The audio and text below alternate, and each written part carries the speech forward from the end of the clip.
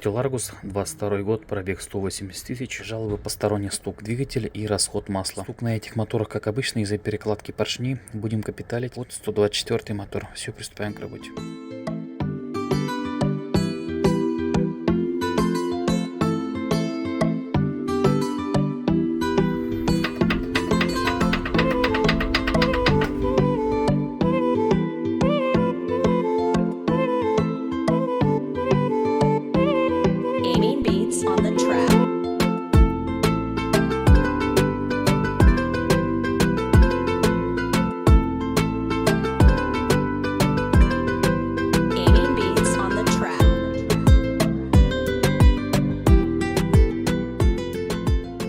Двигатель разобран, блок будем растачивать ремонтный размер. Больше всего задрало первый 4-й цилиндр. Также это видно по поршням. Стучали 1-й, 4-й поршень. Кольца не закоксованный, мотор сам по себе чистый. Больше всего пострадал блок.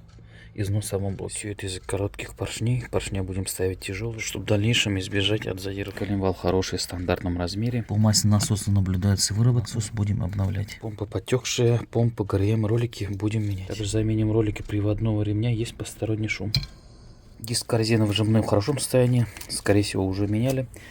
Дроссель, форсунки все промоем. Дроссель очень сильно грязный. Грачи в хорошем состоянии, распредвалом вопросов нет. Кольцо маслоприемника на этих моторах страдают. Из-за этого горит долго лампочка давления на холодную. Все из-за этого кольца. Чтобы в дальнейшем избежать этого, надо ставить силиконовое кольцо. Что мы и сделаем.